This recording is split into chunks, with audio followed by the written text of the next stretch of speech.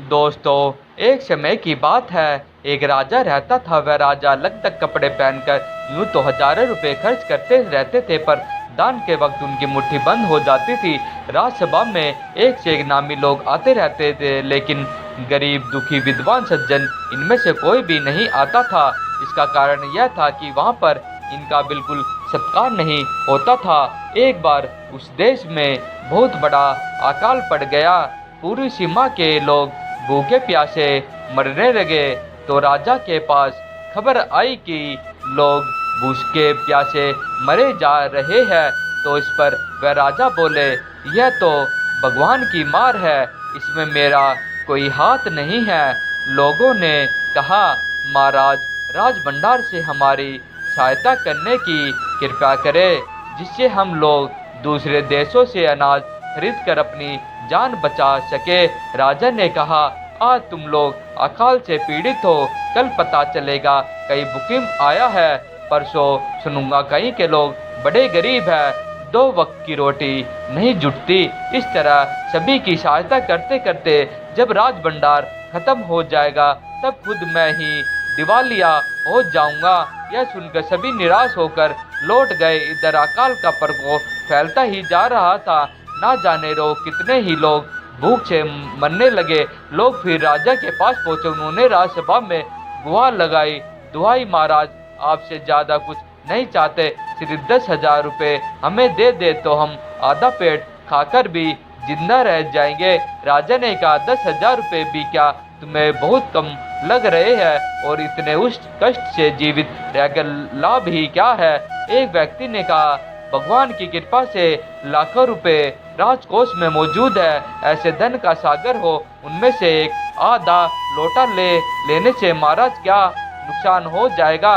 राजा ने कहा, राजकोष में अधिक धन है तो क्या उसे दोनों हाथों से लुटा दूं।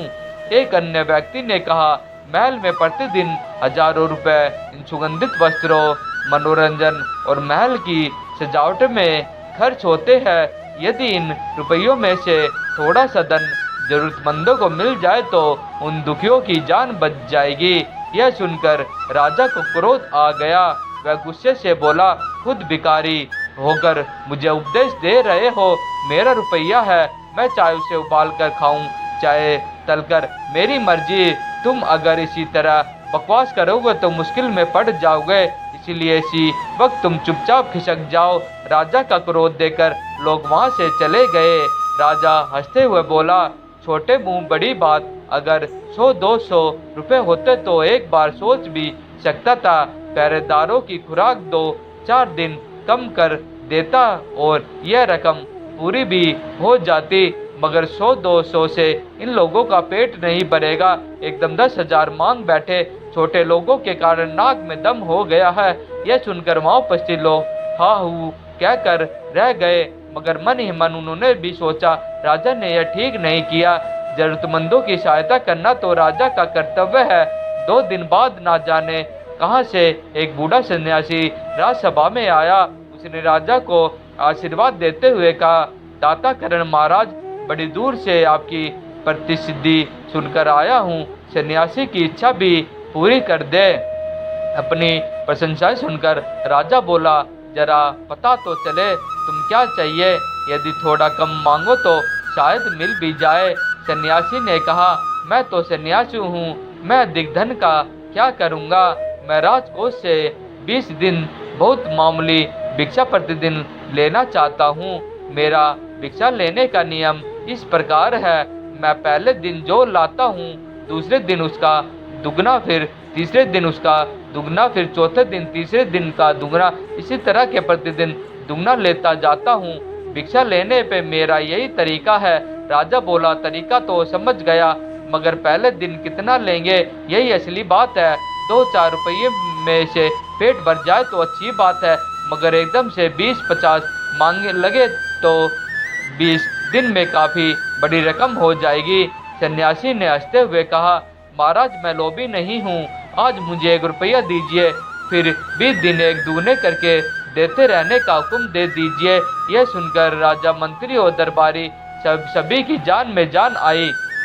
राजा ने हुक्म दिया कि सन्यासी के कहे अनुसार 20 दिन तक राजकोष से उन्हें भिक्षा दे दी रहे। सन्यासी राजा की जय जयकार करते हुए घर लौट गए। राजा के आदेश के अनुसार राज भंडारी प्रतिदिन हिसाब करके सन्यासी को भिक्षा देने लगा।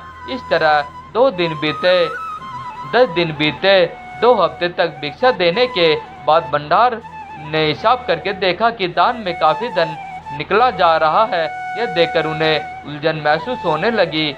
महाराज ने कभी किसी को इतना दान नहीं देते थे। उसने यह बात मंत्री को बताई। मंत्री ने कुछ सोचते हुए कहा, भाई की यह बात तो पहले ध्यान में ही नहीं आई थी, मगर अब कोई उपाय भी नहीं है। महाराज का हुक्म बदला नहीं जा सकता। इसके बाद फिर कुछ दिन बीते। भंडारी फिर हड़बड़ाता हुआ मंत्री के पास पूरा हिसाब लेकर आ गया। हिसाब देखकर मंत्री का चेहरा फीका पड़ गया। वह अपना पसीना पोंछकर सिर खुजलाकर दाढ़ी में हाथ फेरते हुए बोला, यह क्या कर रहे हो? अभी से इतना धन चला गया है तो फिर 20 दिन के अंत में कितने रुपए होंगे? भंडारी बोला, जी पूरा हिसाब तो नहीं किया है। मंत्री ने कहा, तो तुरंत बैठकर अभी पूरा हिसाब करो। भंडारी हिसाब करने बैठ गया। मंत्री माँ से अपने माथे पर बर्फ की पट्टी लगाकर तेजी से पंखा जलवाने लगे। कुछ ही देर में भंडारी ने पूरा हिसाब किताब कर लिया। मंत्री ने पूछा, कुल मिलाकर कितना हुआ? भंडारी ने हाथ जोड़कर कहा, जी 10,38,575 रुपये। मंत्री गुस्से में बोला, मजाक कर रहे हो? यदि सन्यासी को इतने रुपए दे दिए तब तो राजकोष खाली हो जाएगा। भंडारी ने कहा, मजाक क्यों करूँगा, आप ही हिसाब देख लीजिए। यह कहकर उसने हिसाब का काज मंत्री जी को दे दिया। हिसाब देकर मंत्री जी को चक्कर आ गया। सभी उन्हें संभालकर बड़ी मुश्किलों से राजा के पास ले गए। राजा ने पूछा, क्या बात है? मंत्री बोले, महाराज राजकोष खाली होने जा रहा है। राजा ने पूछा, वह कैसे? मंत्री बोले, महाराज सन्यासी को आपने भिक्षा देने का हुक्म दिया था, मगर अब पता चला है कि उन्होंने इस तरह राजकोष से करीब 10 लाख रुपए झटकने का उपाय कर लिया है।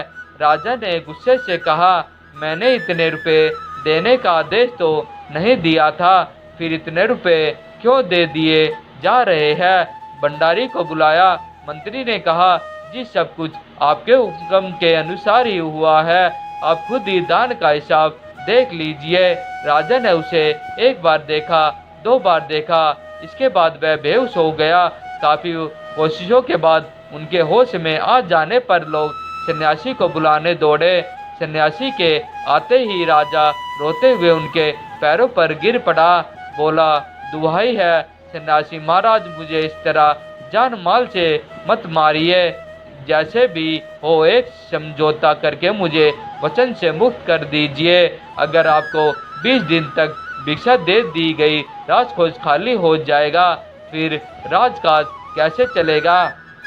सन्यासी ने गंभीर होकर कहा, इस राज्य में लोग अकाल से मर रहे हैं, मुझे उनके लिए केवल 50,000 रुपये चाहिए। वह रुपया मिलते ही मैं समझा दूंगा मुझे मेरी पूरी भिक्षा मिल गई है। राजा ने कहा, परंतु उस दिन तक एक आदमी ने मुझसे कहा था कि लोगों के लिए 10,000 रुपये ही बहुत। सन्यासी ने कहा, मगर आज मैं कहता हूँ कि 50,000 रुपये से पैसा कम नहीं लूँगा। राजा गिड़गिड़ाते, मंत्री गिड़गिड़ाए, सभी गिड़गिड़ाए, मगर सन्यासी अपने वचन पर डटा रहा।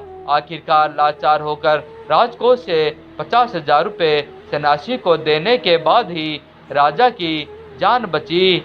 पूरे देश में खबर फैल गई कि अकाल के कारण राजकोष से 50,000 रुपये राहत में दिए गए हैं। सभी ने कहा, हमारे महाराज कर्ण जैसा ही दानी है।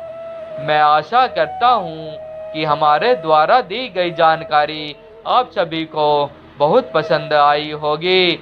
हमारे इस पोस्ट को अपने फेसबुक, व्हाट्सएप, इंस्टाग्राम पर ज़रूर शेयर करें। हमारे ब्लॉग को like, share, comment and subscribe ज़रूर करें ताकि हमारे लेटेस्ट पोस्ट और नोटिफिकेशन प्राप्त हो सके।